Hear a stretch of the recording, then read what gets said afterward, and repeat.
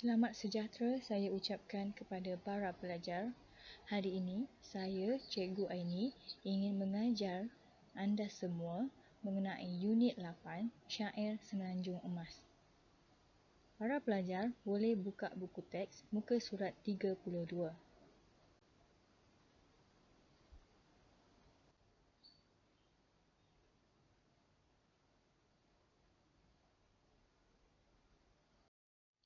Kamu semua dikehendaki mendengar dan baca syair di bawah. Semenanjung emas, gelaran diberi, negara indah lagi berseri. Raja berdaulat di seluruh negeri. Rakyat taat memajukan negeri. Hutan rimba, sawah dan bendang, lautan dalam biru terbentang. Gua dan taman, tempat bertandang, warisan alam indah dipandang. Penduduk banyak, berbilang bangsa, beramah mesra, alam semua. Hormat menghormati secara rela, budi bahasa pengukuh budaya. Adat resam, amalan berzaman, budaya bangsa terus berkekalan. Hidup muafakat menjadi amalan. Itulah teras negara aman. Semua rakyat tersenyum megah. Pelancong banyak datang berziarah. Rezeki datang melimpah-limpah. Itulah jantung bumi bertuah.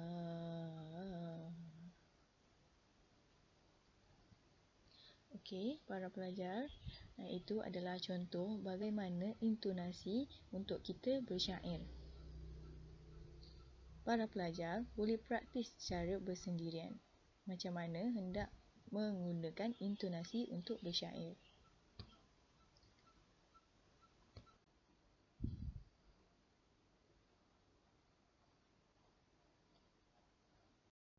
Setelah mendengar intonasi syair yang telah saya dendangkan tadi, di sini saya ingin menerangkan maksud syair ini. Okey, syair ini ada mempunyai berapa rangkap? Ya, syair ini mempunyai 5 rangkap. Okey. Rangkap pertama saya tulis di sini ialah R1. Rangkap kedua ialah R2. Begitu juga dengan rangkap 3, saya tulis R3, R4 untuk rangkap 4, R5 untuk rangkap 5. Okey. Rangkap yang pertama. Semenanjung emas gelaran diberi. Okey, apa itu semenanjung emas?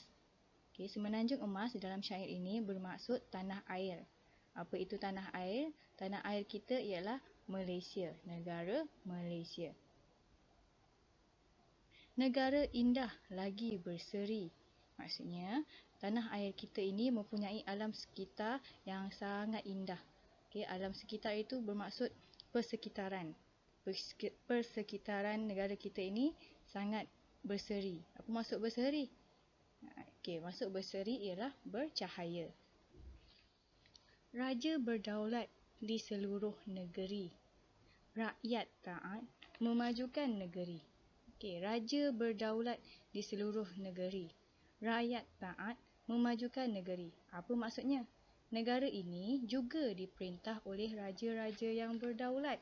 Okey, apa itu berdaulat? Berdaulat bermaksud berwibawa. Okey. Rakyat taat memajukan negeri. Khazanah negara yang paling istimewa ialah setiap rakyat berganding bahu untuk memajukan negara. Maksudnya, khazanah negara yang paling bernilai ialah rakyatnya sendiri. Bila rakyatnya berganding bahu, bersatu padu, ini adalah satu kejayaan bagi sesebuah negara. Okay. Para pelajar, cuba lihat perkataan yang telah saya boldkan, hitamkan. Kamu boleh lihat pada kamus kaki, buku teks muka surat 32. Di situ ada mempunyai maksud dalam bahasa Cina.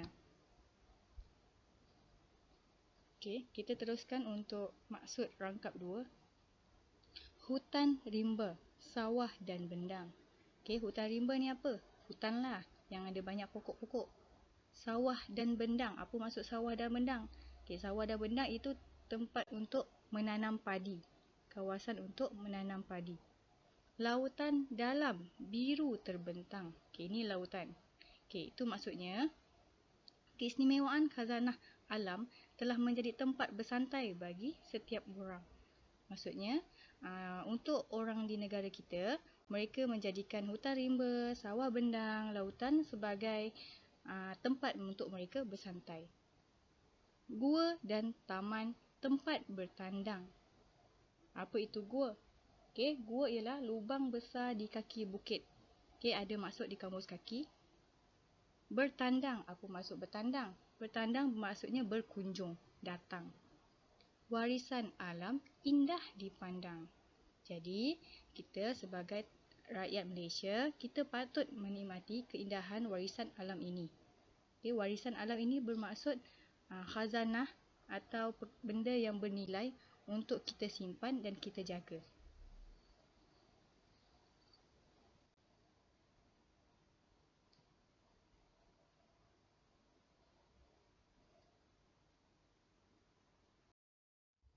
Untuk rangkap yang ketiga, penduduk banyak berbilang bangsa, beramah mesra, alam semua. Okay, maksudnya dalam negara kita ni ada ramai penduduk yang berbilang bangsa. Apa itu bangsa? Okay, bangsa Melayu, bangsa Cina, bangsa India. Okay, ini adalah bangsa. Beramah mesra, alam semua. Maksudnya penduduk-penduduk di negara kita ni mengamalkan ramah mesra. Okay, saling hormat menghormati. Hormat menghormati secara rela. Ni kita hormat antara seseorang itu tidak dipaksa. Maksudnya kita hormat antara contoh saya dan pelajar. Okay, kita menghormati antara satu sama lain secara rela. Tak ada paksaan. Budi bahasa, pengukuh budaya. Okay, kita sentiasa cakap dengan orang mestilah dengan budi bahasa, sopan santun. Untuk apa? Untuk kita nak kukuhkan budaya di negara Malaysia ini.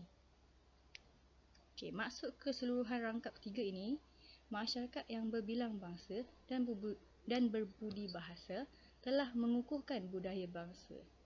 Maksudnya, orang di negara luar akan pandang negara Malaysia ini adalah satu negara yang mempunyai masyarakat yang sangat berbudi bahasa. Sebab itu negara kita ramai pelancong datang.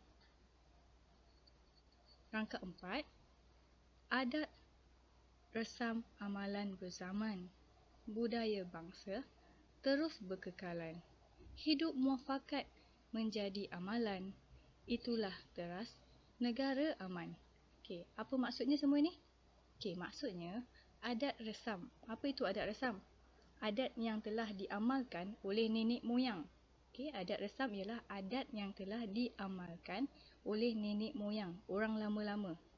Dan hidup bermuafakat terus dikekalkan dan diamalkan demi keamanan negara. Jadi, muafakat, keamanan negara ini, sopan santun telah lama kita digunakan sejak zaman dahulu lagi, zaman atuk nenek kita. Jadi, kita sebagai waris negara perlu mengekalkan hidup bermuafakat ini demi mengekalkan keamanan negara. Rangkap 5. Semua rakyat tersenyum megah.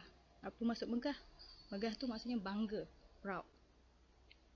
Pelancongan banyak datang berziarah. Rezeki datang melimpah-limpah. Itulah jantung bumi bertuah. Okey, maksudnya semua rakyat di negara kita ni senyum, bangga. Kenapa bangga? Kerana kemanisan budi bahasa masyarakat telah mengundang pelancong. Macam saya katakan tadi, pelancong datang ke negara kita ini kerana mereka melihat budi bahasa di negara kita ini sangat indah. Jadi ramai pelancong yang datang berziarah. Okey, natijahnya hasil pendapatan negara meningkat sebagai negara yang berkat. Disebabkan pelancong ramai datang ke negara kita ini, jadi pendapatan negara kita ini meningkat. Jadi kita punya ekonomi dalam negara Malaysia ini menjadi perbualan di luar negara.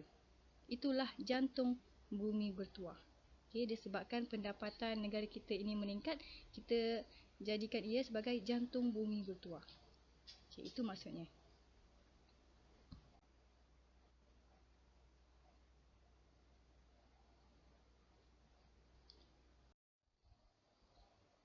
Setelah kita melihat atau mendengar maksud syair, di sini saya ingin menyampaikan tema bagi syair Semenanjung Emas.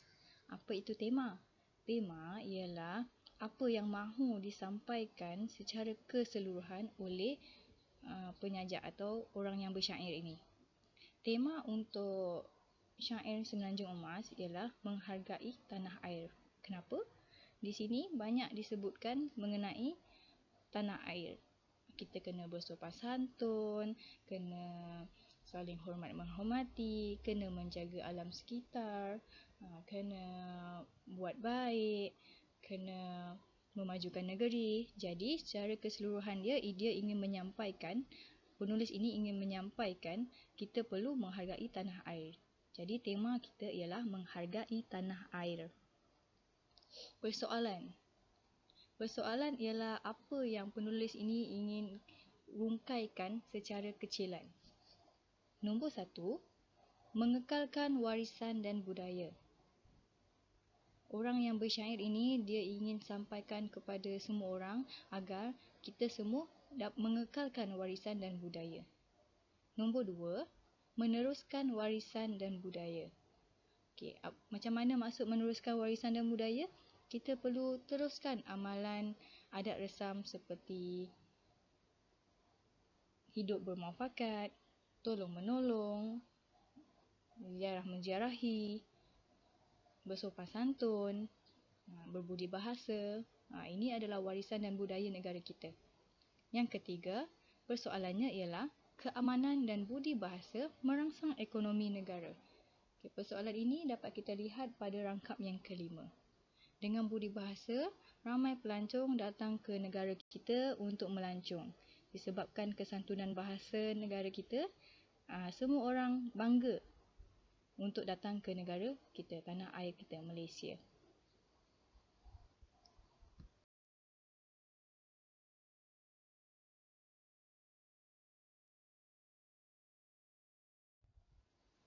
Bagi slide ini pula, saya ingin menerangkan mengenai unsur pengajaran yang ingin diterapkan oleh pensyair dalam syair ini. Nombor 1, kita hendaklah mempertahankan negara yang tercinta. Maksudnya kita perlu menjaga negara kita tidak kira bagaimana. Nombor 2, kita haruslah menjaga kesantunan bahasa. Maksudnya kita kenalah sentiasa jaga tutur bahasa, cakap yang elok-elok, cakap perkara yang baik-baik, cakap dengan lemah lembut, tidak kira bangsa apa, tidak kira orang tua, orang muda, orang luar ataupun orang dalam Malaysia. Nombor 3, kita haruslah bersyukur dengan rezeki yang diberi. Sama ada kita kaya ataupun miskin, kita perlu sentiasa bersyukur agar kita sentiasa dapat rezeki yang melimpah ruah. Seterusnya, saya ingin mengajar anda mengenai nilai murni. Nilai murni yang terdapat dalam syair ini ialah 1, saling menghormati. Apa itu saling menghormati? Saling menghormati itu maksudnya kita perlu bekerjasama, bersopan santun. Okay? Kita perlu dengar kata kawan, dengar cakap guru, okay? Tidak bergaduh. Okay, itu saling menghormati. Nombor 2, budi bahasa. Budi bahasa ini lebih kita tekankan mengenai perbualan, percakapan. Cakap perkara yang baik-baik saja. Dalam syair ini, penulis ini menekankan untuk kita berbudi bahasa untuk kukuhkan budaya. Nombor 3, perpaduan. Okay, apa itu perpaduan? Perpaduan itu ialah satu perbuatan untuk kita saling tolong-menolong, saling hormat-menghormati. Okay, bersatu padu tidak kira agama, bangsa, tua atau muda. Nombor 4, ketaatan. Ketaatan dalam syair ini, dia menegaskan kita untuk kita taat kepada raja. Apa yang pemimpin katakan, kita perlu taat kepada mereka. Sama dengan situasi sekarang ini, COVID-19, kita perlu mendengar apa kata Perdana Menteri supaya kita dapat mencegah COVID-19 ini daripada tular dalam negara ini.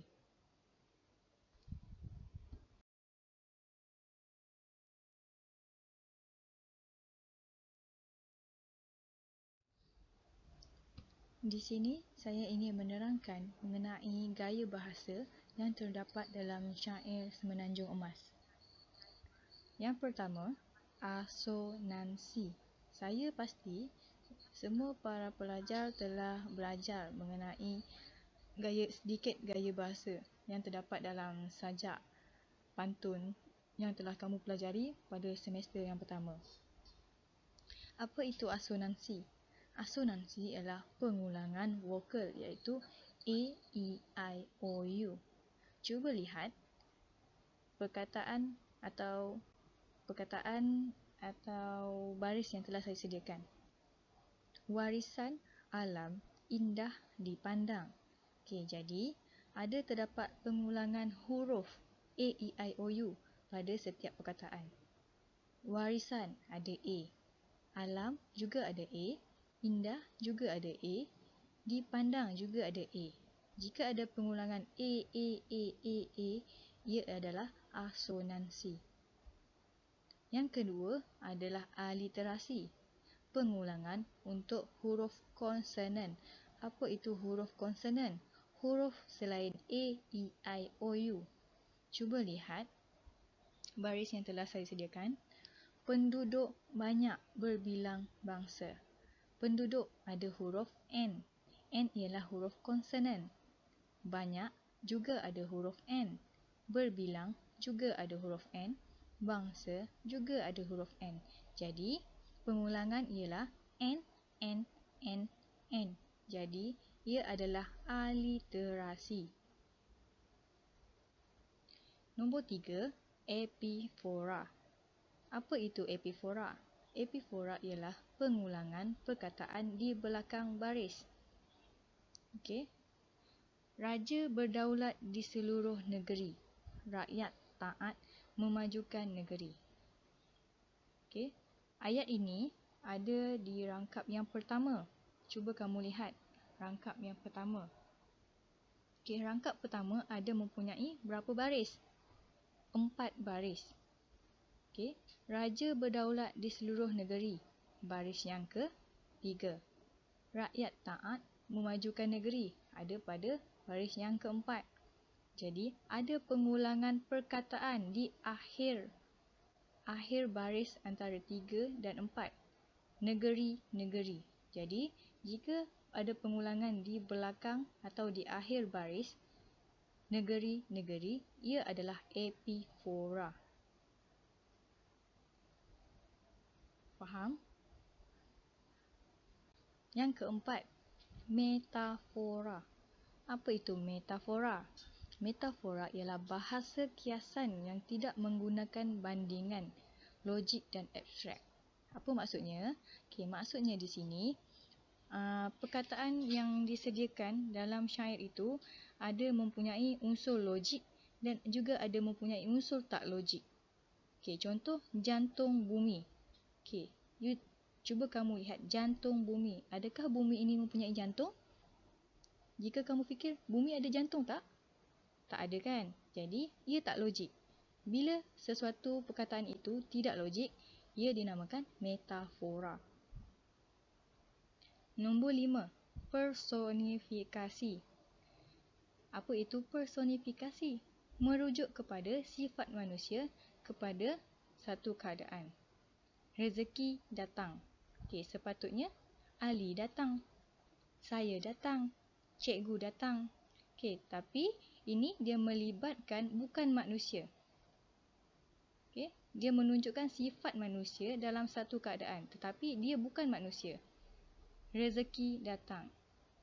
Apa itu rezeki? Rezeki itu apa yang kita dapat dalam kehidupan. Bukan manusia. Jadi, personifikasi ini senang untuk kamu ingat perbuatan manusia. Sesuatu keadaan yang menggunakan perbuatan manusia. Nombor 6, hyperbola. Apa itu hyperbola? Maksudnya, penggunaan unsur yang melampau dan tidak logik. Jika kamu lihat ayat yang saya sediakan, rezeki datang melimpah-limpah. Okey, rezeki itu kita tidak boleh lihat. Macam mana kita tahu dia datang secara melimpah-limpah? Betul tak? Jadi, ayat yang saya sediakan ini tidak logik untuk kita lihat. Nombor 7, imej alam. Apa itu imej alam? Sesuatu perkataan tentang persekitaran. Contohnya hutan rimba, sawah, bendang, lautan, gua. Jika kamu jumpa bunga, taman. Itu juga adalah imej alam. Imej alam ini senang untuk kamu ingat ialah sumber alam semula jadi. Sumber alam semula jadi ini tumbuhan, apa-apa yang hidup. Apa-apa yang mengenai persekitaran. Itu adalah imej alam. 8. Rima akhir untuk syair ini ialah A. Huruf terakhir pada setiap baris. Itu adalah rima akhir. Saya yakin kamu semua telah belajar mengenai rima akhir.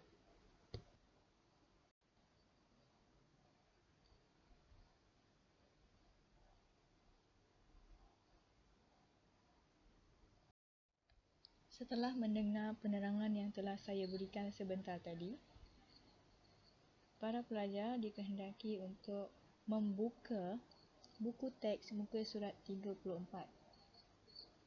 Di situ, terdapat 5 soalan kefahaman. Jawab semua soalan yang diberi.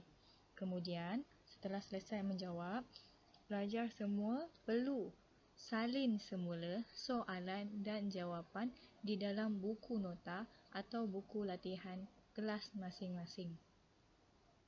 Cuba jawab sendiri terlebih dahulu bagi mengukuhkan pengetahuan para pelajar semua. Terima kasih.